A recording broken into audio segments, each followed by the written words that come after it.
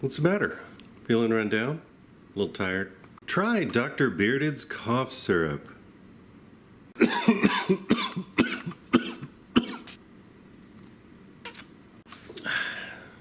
80 proof cough syrup. I just said, yes ma'am, right away, anything. Alright folks, so we have kind of a weird video today. I built this table, I don't know, maybe a year ago? Forgot that I had the footage. I've decided that whenever I do a project, I'm gonna do a drink of some kind. You know, like the ginger beer and the shutters. And I did that video a couple weeks ago. If I do a project video, chances are there's gonna be some alcohol related stuff at some point. Anyway, if you were expecting a malting video, don't worry, that's coming very soon. I'm still working on that project.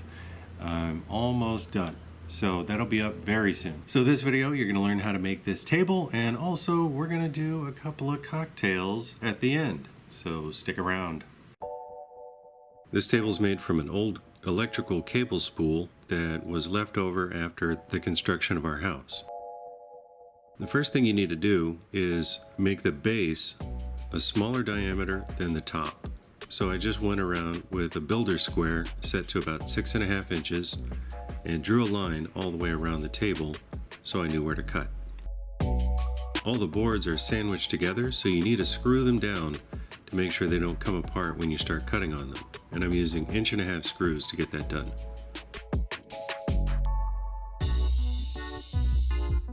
And then you just need to cut along your line. I didn't have a jigsaw, so that's why I'm using a reciprocating saw.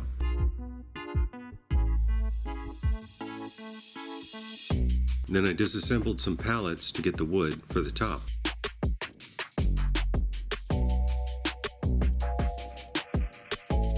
Then sand those edges nice and smooth. My table was actually pretty rickety, so what I ended up having to do, the bolt head on the other side is a 1/2 inch, and this is an 11/16. And you just got to get 2 ratchets and tighten them up. You know, if you got long monkey arms like I do, you can reach all the way across to both sides and tighten it up. Only problem is, once you do get them tight, these ends of the threaded dowels are going to stick up, so I've got to use my grinder and grind those off a little bit just so they're flush with the tabletop.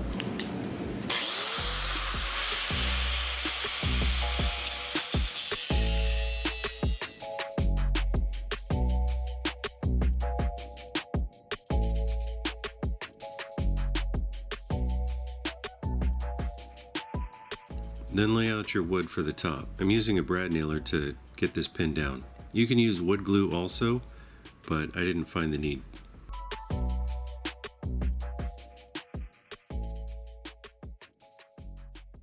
Once you get those all nailed into place, cut all the excess off. Now give it a good sanding on the top, the base, and the barrel to make sure you have a smooth finish and everything looks kind of uniform. I'm using some wood filler here. This stuff starts out pink and turns brown as it dries to let you know it's time to sand. You don't have to use wood filler, but I chose to because I wanted it to be a little bit smoother. Then give it a good sanding. I'm using a product called Waterlocks here. It doesn't have much color, but it's an oil-based resin that really makes the wood look very rich. I'll put a link for it down in the video description if you want to check it out. But you can use whatever color stain you want. Alright, so you saw that I put the Waterlocks on it, and now I've gone back and sanded it to 220 and then wiped it off with a wet cloth. Now we're going to put some spar urethane on it. Alright, let's get that going. So now I'm just putting down the spar urethane, and if you're not going to do a stencil on your table, then just let this dry and then do a couple more coats to make sure you've got a lot of protection on there. Since I'm doing a stencil, you just measure to get it perfectly centered and then tape it down. And I'm using a product called Mod Podge here. It's basically craft glue for making like piñatas and paper mache and stuff.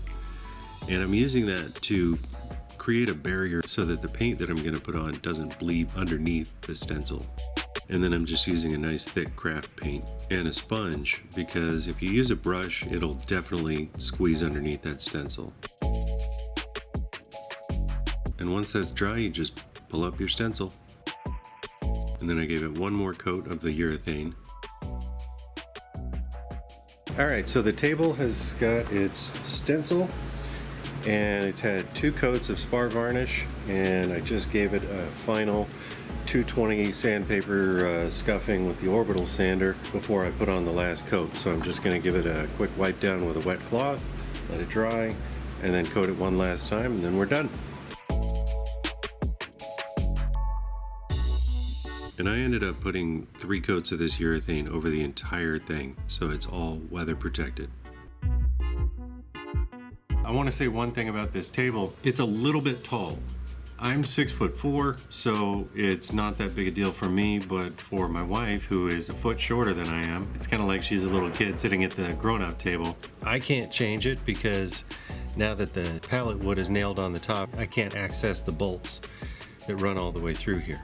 If you want to make this smaller, then I would go ahead and take the nuts and bolts loose, cut the bolts down, and then cut these slats down a few inches all the way around, and then put your top back on. Other than that, I mean, this thing is held up really well. It's nice and sturdy, and it looks good. Alright, so let's move on to the cocktails. This first one is a hot toddy with hibiscus flowers. We're doing some spices in here: cardamom, cinnamon, and black pepper, along with some lime juice, hibiscus flowers, or hibiscus tea, whichever you have, and an ounce of moonshine, whatever you like, and some honey.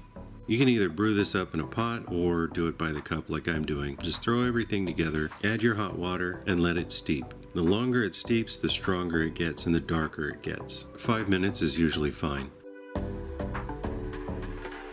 Give it all a stir. Once it's steeped for a while, then add your moonshine. Give it another quick stir, and you're ready to enjoy it. And now for one of the weirdest things I've ever done on my channel. To start off, you do about 2 tablespoons of honey, about a tablespoon of lime or lemon juice, 5 Ricola cough drops. Yes, cough drops, I'm not kidding. And then some moonshine. Whatever you got, corn whiskey's fine. And then shake it up every once in a while for the next 2 days, and you'll get something that looks like that. Hey, you watch my channel because I do weird stuff, and this is weird stuff. So I know this is kind of a weird video, but I just want to say a huge thank you to my Patreons. Without your support, I would not be able to do videos this often, and I really appreciate your guys' help. Thanks so much. If you'd also like to support my channel, you can check out the link down in the video description for my Patreon page. As far as the cocktail, let's talk about the toddy. I made this one for my wife. We thought we had COVID for about a week. We got tested, came out negative, thankfully. Turns out my wife had pneumonia, and I was just run down. Yay, this year, man. I'm not going to say whether or not this is any good for you, but I will point out that hibiscus has a lot of vitamin C in it, so that might be good or whatever. I'm not a doctor, I don't know. So you can either strain out the flowers or leave them in there.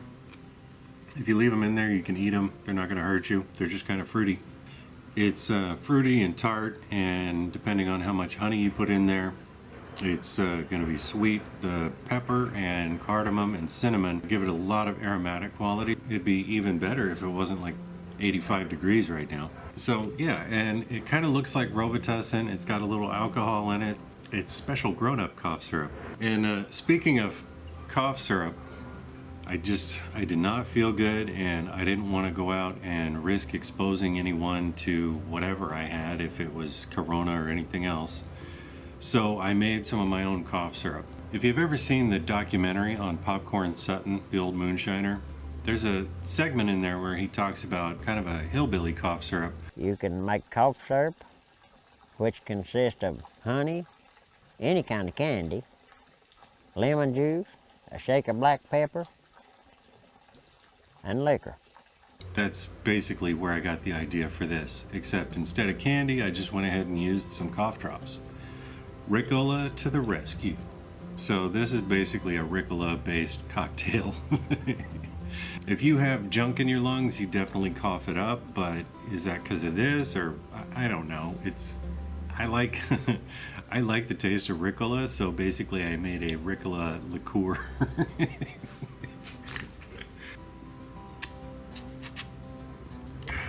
It's got 40% alcohol in it, and honey and pepper and cough drops and a little bit of citrus. It's pretty good. Just make sure you label it appropriately. Cough syrup. And I'm gonna go ahead and put the recipes for both of these, the toddy and the cough syrup, down in the video description as well. I know they seem weird, but they're pretty good. Yeah, it's so not hot toddy weather that there's mosquitoes. I miss the snow. Fuckers. Alright, so if you learned anything, if this inspired you to maybe try your own DIY projects, do me a favor and hit the like button. If you have a cough, if you have a cold, or if you just want some hot alcohol, I highly recommend that you make the toddy. It's really good. And you know, if you like cough drops, but you like them in liquid form, this stuff's pretty good. So do me a favor and hit the subscribe button if you want to find out what I'm going to do next time, because I'm definitely going to be molding some barley next. If you have any questions or suggestions about recipe changes or critiquing me on my woodworking, go ahead and put them down in the comments section down below. Alright, thanks for watching. Talk at you later.